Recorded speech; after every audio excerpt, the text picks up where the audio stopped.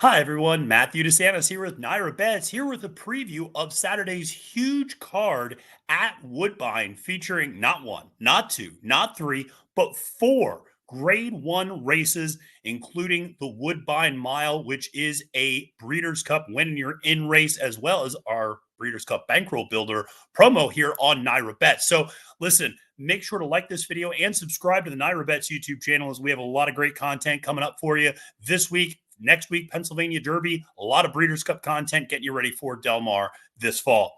Well, listen, this is a big day up at Woodbine, and I thought we were going to try to run it back. Last time we had a Woodbine preview, Mother Nature didn't quite cooperate with us, but I wanted to bring back my good friend Jeff Bratt up here, who is the analyst at Woodbine.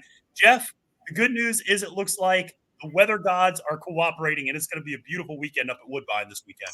Finally, Matthew, finally. It has been such a wet summer here in Toronto. I can't remember it ever being this wet, and thankfully the forecast looks great.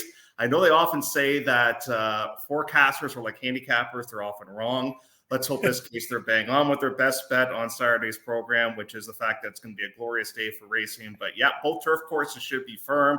And whenever you have Breeders' Cup Challenge win and you're in events and you get Americans, Europeans, Canadians, that's what makes the game so much fun.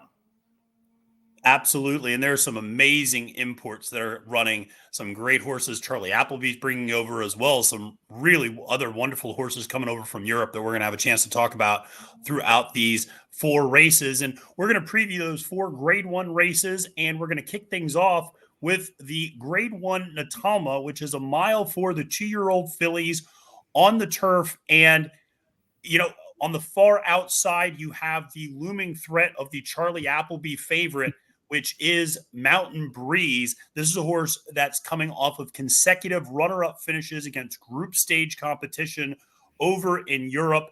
And the most important thing, perhaps, William Buick is in town riding, which usually tells you that Charlie has several live runners, but he's got a few in some other races too.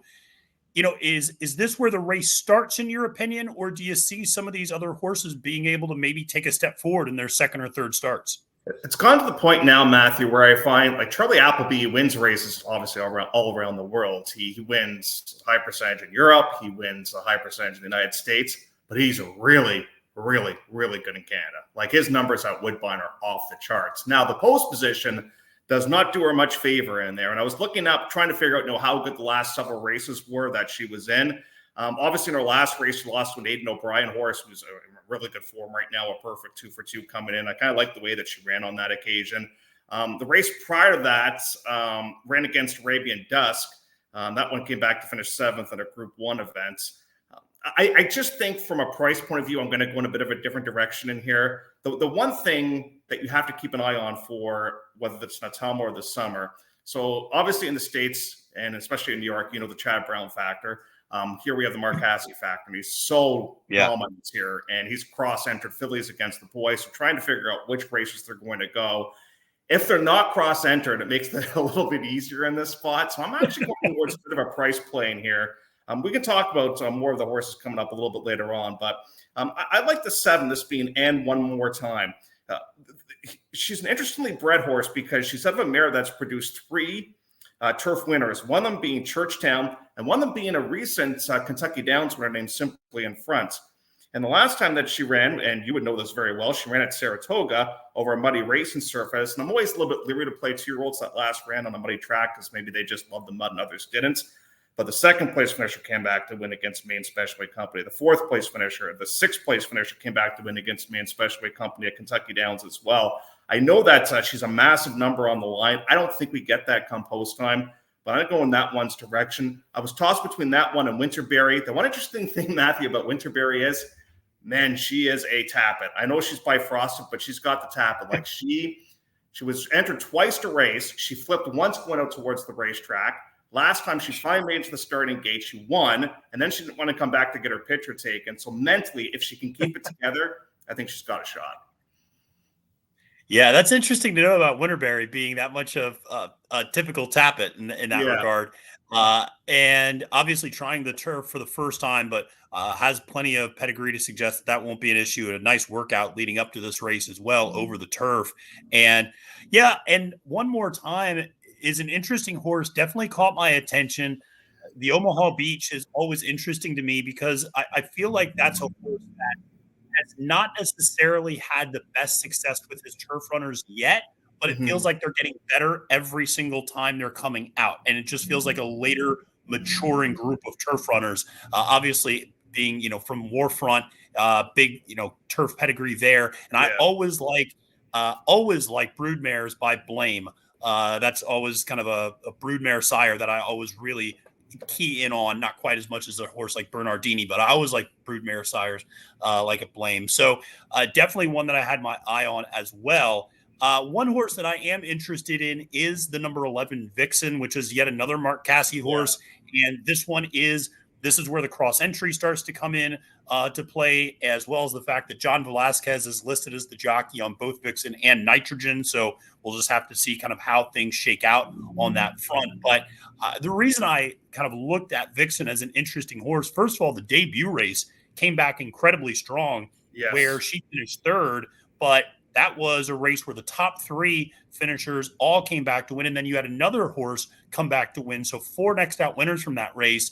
And she came up at Ellis Park and won going a mile. And I think that's something that I do put a little bit of priority on, is winning at the distance, because so many of these horses are stretching out for the first time. We were talking a little bit before we started recording about a New York bred Anascal going from 5.5 to a mile. That's a big jump up.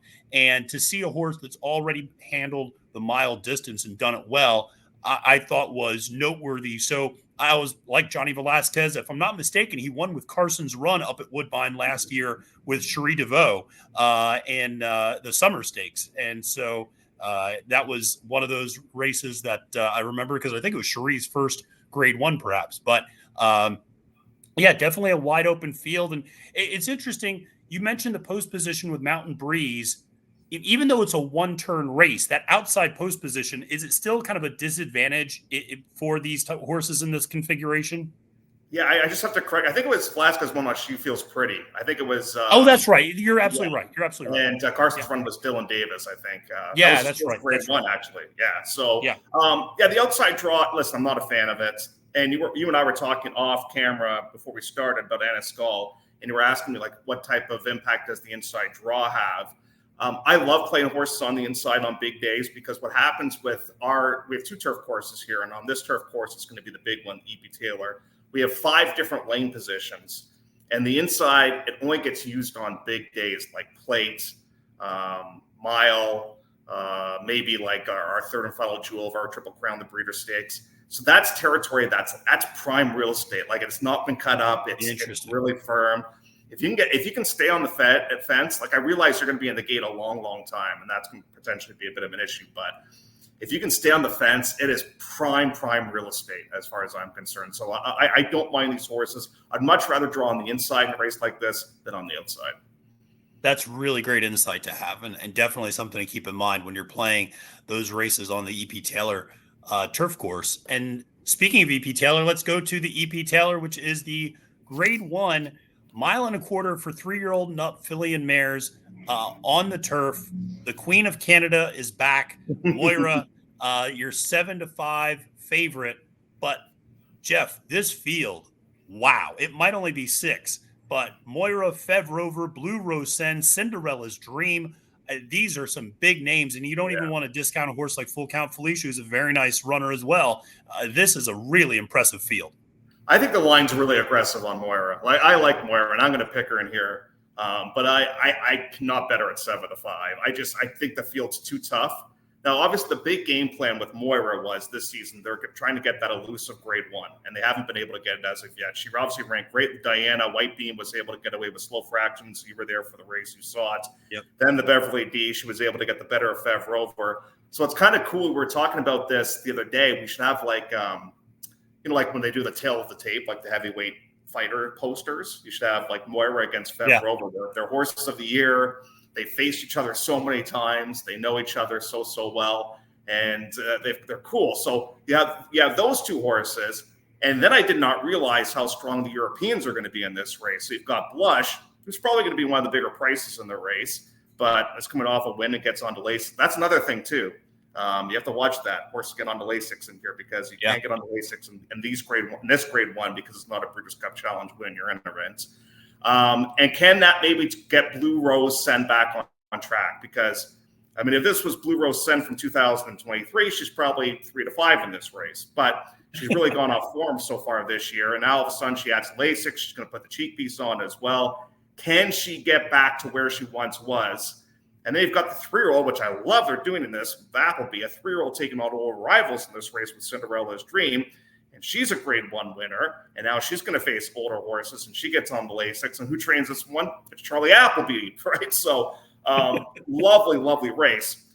I'm very interested about the pace dynamic as well, Matthew, because I think Fev Rover is going to be close, but I think Full Count Felicia, well, they're different owners. I think technically she's going to be a bit of a rabbit in this field, or at least help out the stablemate Moira a little bit as well. So I think the pace is going to be somewhat honest in here in the EP Taylor. And it's so interesting you say that, because that was my thought as well. When I saw Kevin Attard had Full Count Felicia in here, I thought he's not going to let Fev Rover get away with the fractions that horse has gotten away with in the past. Even last year's Beverly D, where she really walked the dog, if I'm not mistaken, up front, and tried to do it again this year. And just, Moira was just a little bit better. And those two, I do feel like will make sure there's an honest pace with Full Count Felicia in there. I've been thoroughly impressed by Cinderella's Dream every chance I've had to see her. I saw her at Aqueduct. I saw her again at Saratoga. Like you, I'm a big fan of Appleby doing this, because I don't think she has any competition with her 3-year-old fillies on the turf. And you might as well run her against the olders now and see what you got. She's also getting on Lasix for the first time, which is interesting. And, has William Buick aboard, is a horse that has just a wicked turn of foot. I think the relatively small field size is going to help. If you remember that race back at the Belmont Oaks Invitational, she kind of had a little bit of traffic, had to really kind of get outside of the last second, and then really push the button and blew away the competition late. But I think in a smaller field, she's real dangerous. Now, 2-1, it's a little bit like you with Moira. I don't know if I like her at 2-1 in terms of a betting price, and I'll be interested to see what you end up getting. But those connections always attract so much betting interest that it's hard to imagine it's going to float up much from there. What do we do with Blue Rose Cen? I mean, what's your thoughts on her? I thought from a betting standpoint, that's the bet for me. If 8-1, getting the Lasix on, this is a 4-time Group 1 winner in Europe. And like you said, if this was the 2023 version, she'd be the overwhelming favorite. The important thing to note is, while she's not been her old self, she's also been running against still the best competition over in Europe. She's been running against Group 1 races. It's not as if she's been dropping in class over there and not getting the job done. So, a lot of times we do see this with Appleby horses that you go, well, they're not quite up to Group 1 level in Europe. They come over here and they're a grade 1 horse right away. And I just, at 8-1, do we get that? I don't know, but that's going to end up being my top pick in this race. I really just think from a betting standpoint, she has great value to provide in this one. And it's going to be such a fun race to watch, though. And obviously, it's hard not to root for Moira to get that elusive grade 1 in the spot. And unfortunately for her, she had just a terrible experience when she ran the EP Taylor a couple of years ago, and she caused interference. And then she eventually got disqualified. I remember that. Yeah, it was a bit of a mess. But I'm with you. I mean, I didn't realize the price was that big, to be honest with you, on Blue Rose Cen. That's crazy. So I'm with you. If we do get that price come post time, I don't think we will. But even if we got half of that, 4-1, I would still be a little bit interested with that one's chance. Yeah, exactly. Let's head to the 14 horse, and we should mention there's also 3 eligibles in this. But my graphics would not let me add any. So we have the 14 horse Summer Stakes field, a grade 1 mile on the turf for the 2-year-olds, and this is something which I always love, and I feel like it happens a little bit more up at Woodbine. Maybe it's because of Cassie. Maybe it's just because of the mentality of some of the trainers. But you see fillies take a shot against the boys maybe a little bit more often. Of course, we saw Caitlin, her greatness, get the win in the King's Plate, which was really wonderful as well. And obviously, there's going to be some names that you've seen, some similarities. A horse like Vixen, Cross entered, a couple of others, Will Rain as well. So going to be interesting to see how it all ends up playing out. But again, another Charlie Appleby horse as your morning line favorite, Al Quadra, 3-1. This one coming off some really impressive efforts certainly looks tough. I would agree with that. And how do you feel if you're Andrew Balding? You try to escape Great Britain to avoid Al Quadra, and guess who enters? Al Quadra. You gotta face that horse yet again. It's like, holy smokes! I'm going to the other side of the world, and you're still following me around. But yeah, I'm going to pick Al Quadra in here. I love the way that he won last time out. I don't think the extra distance is going to be a problem for him. I realize he was a bit of a disappointment. A couple of starts going to grade 2, but I still think he's got some real caliber to him here, especially in North America. So I'm going to go in that one's direction. Cairo Caper, I think, has got a great shot from the team side. A lot of people, I was talking with some of the clockers here at Woodbine, they were raving about the way the horse worked back on September the 7th. And Nathan Squires, he can develop a pretty good horse. So he's not afraid to go in races like this. I know he's not a trainer that gets a lot of press down the States, but he can definitely have one ready to go. I'm not sure where Owen Hardy's going to go with First Resorts. It is interesting to know that one's mare, Fair Maiden, won here at Woodbine, as a matter of fact, back when she was racing as well. I'm going to give you a real price play, though, in this spot. Like, I'm going to go towards Al Quadra, but my price play in here is number 12, this being a DeWolf. You're going to get a big number on this horse, big number. Mm-hmm. But what I love is just the way that he ran first time out and then second time out. They dropped him into a really easy spot. He won. It wasn't a taxing race. I love the fact that Hernandez sticks with him. These are the same connections that own Moira, at least part of them. And I think the Wolf, I don't know if he's good enough to win it, but I'm definitely using them in my exotic tickets or multiple leg wagers as well, because he could really spice up my ticket. Well, and just as a horse racing fan, anytime you see a pedigree that has Sunday Silence and Holy Bull, you're probably going to end up getting my money somehow. Because that's pretty great. This is, it's so interesting. You went right to the fact that New Century can't seem to avoid Al Quadra. And that was, when I first looked, I think I was just kind of scrolling through a little quickly, and I saw New Century at 6-1, and I thought, well, that's a really good price on this horse. I think this is a really nice one. And then I scrolled up and I saw, oh no, Al Quadra's here too. Okay, I know. that all makes sense now. But New Century is a very good horse in his own right. And so I think, that would be interesting to see if perhaps he can get the better. He has not been able to get really that close yet, but is coming off a win last time out going a mile. Certainly a little bit of a confidence builder. And you saw the second place horse Luther come back to win next out as well. Al Quadra seems to, kind of stand over this field, really fits the profile of an Appleby horse you like.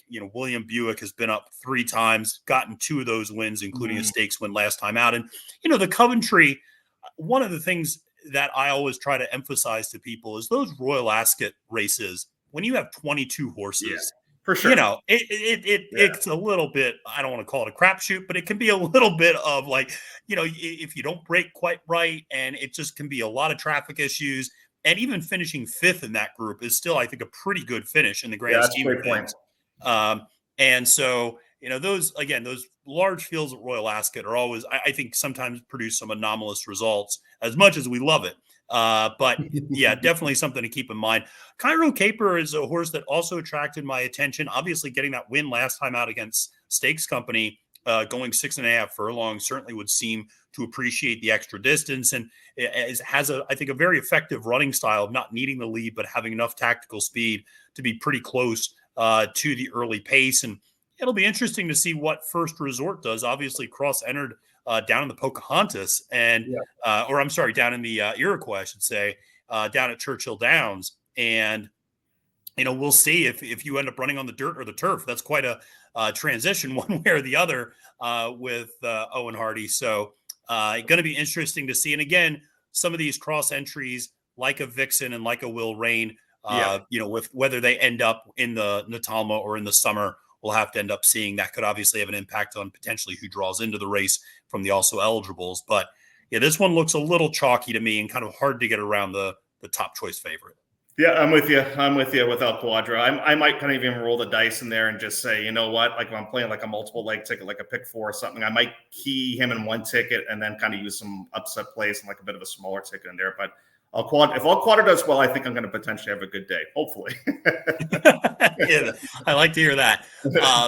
Well, let's go to the headline race, which is the Woodbine Mile, Grade 1, winning you're in, and obviously going a mile on the turf for 3-year-olds and up. And you have 3 Mark Casse runners in here, including his top choice, which is of his 3, Filo de Ariana. But Yep. your overwhelming favorite is the even money favorite for Charlie Appleby, Naval Power.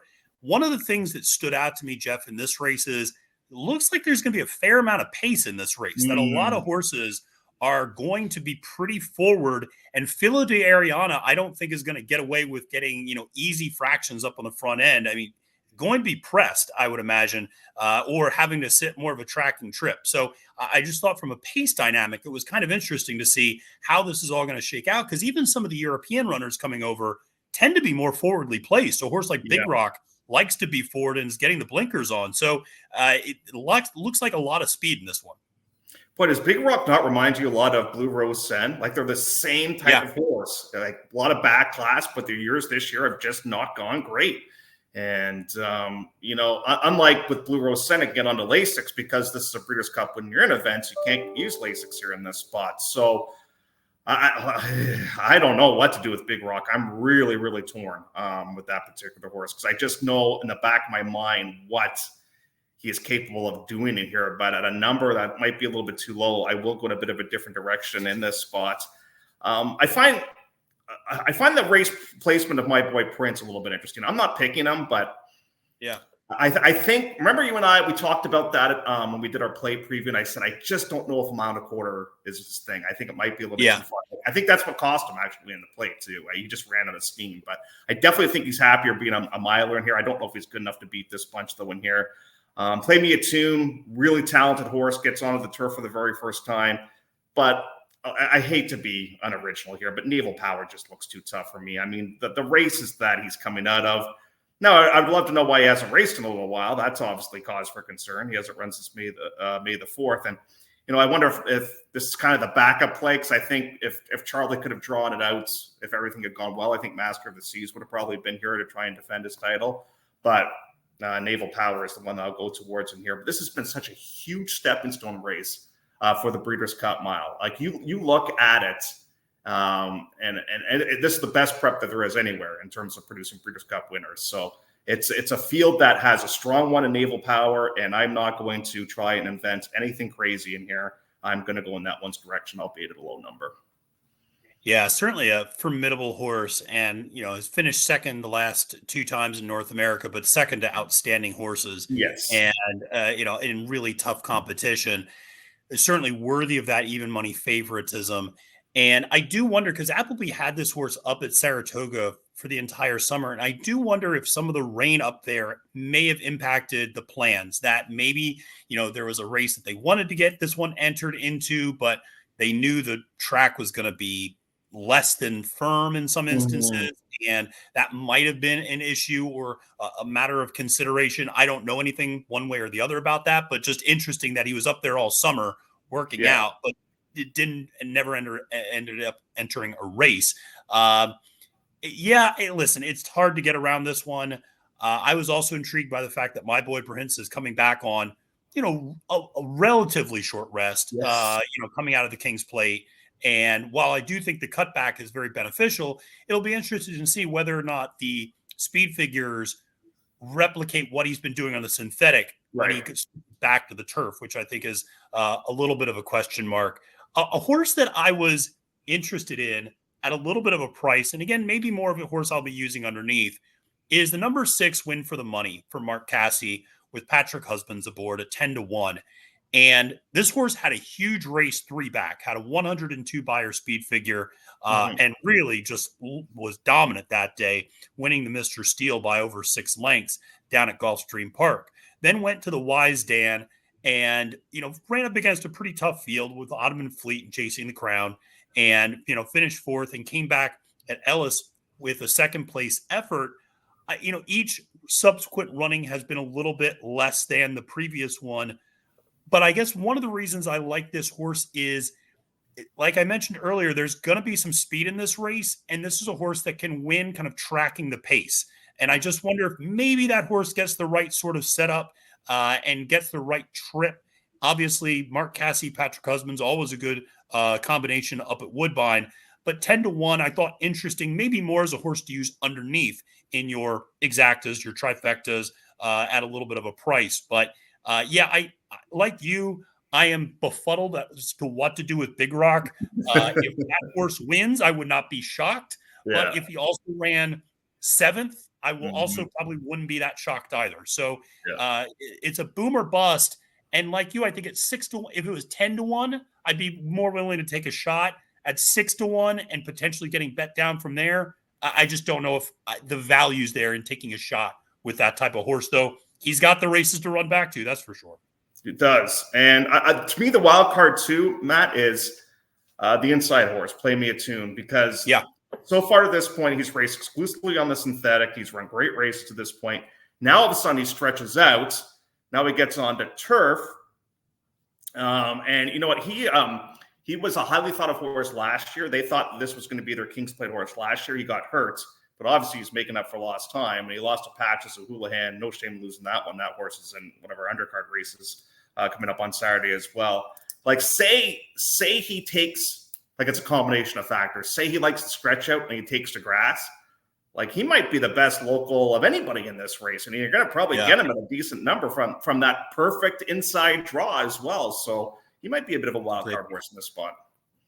That's a great point about the inside draw that you made earlier. And John Velasquez, there are few jockeys I trust more on a horse that has good early speed than John Velasquez. I mean, he's so good at getting horses out of the gate effectively, getting them settled, getting them relaxed. And for a horse that's only making his 4th career start, you like to have that sort of a seasoned jockey up aboard to just know how to get a horse to get comfortable in the race and especially stretching out. And I remember last year at the Cigar Mile, it was John Velasquez that was the only one who believed that Hoist the Gold could get a mile.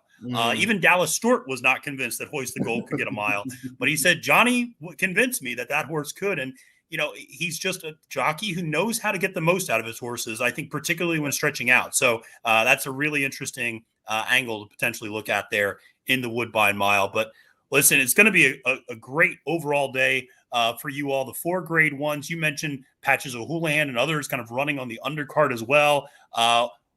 What all is going on up at Woodbine, not just on Saturday, but the rest of the meet? It is, man, we have not breathed there. And it just seems like there's something going on. So obviously we just had the Prince of Wales, which is the 2nd jewel of the Canadian Triple Crown. Yep. And then we're going to, after this race, we'll get all ready for the Breeders', which is the 3rd jewel. And then we have some other like fall races on the grass before we wrap up the grass campaign, because unfortunately, here in Toronto it gets a little colder than what it does in New York, because we can't go as long when it comes to racing on the grass as you guys can down in New York. And then before you know it, we really kind of change our focus back to the synthetic. And, you have races like the Valedictory, you have the Candy Road, some top sprint race like that. And what I personally love is you get the real key marquee 2-year-old races for next season. And you try to figure out, who are going to be the stars for next year. You have races like the Princess Elizabeth, which you might get the Oak Starter for next year. You get a race like the Coronation for Charity, which is a prep for the King's Plate as well. So it never seems to end, which is good. But it makes the year fly by at the same time. Like, I can't believe it's September already, and we have like 3 months to go in the season. It just feels like we started yesterday, but it's been a great ride so far. And Matthew, I just want to thank you for everybody and you guys at NYRA Bets for all your support with us here at Woodbine. We really do appreciate it. Yeah, absolutely. Well, we love racing. We love the racing that's taking place up at Woodbine and everything that's going on up there. So our pleasure. And it's been great to chat with you today. Make sure to check out all of our great content on NYRA Bets as it relates to Woodbine, and make sure to play all of these great races on Saturday through NYRA Bets. Jeff, thank you again for joining me. Really appreciate you taking the time. And thank you all for taking time to watch this video. I hope you enjoyed it. And make sure to press that like button and subscribe to the NYRA Bets YouTube channel. For Jeff Bratt, my name is Matthew DeSantis, wishing you a great and prosperous day at the races, and reminding you, friends, it's now post time.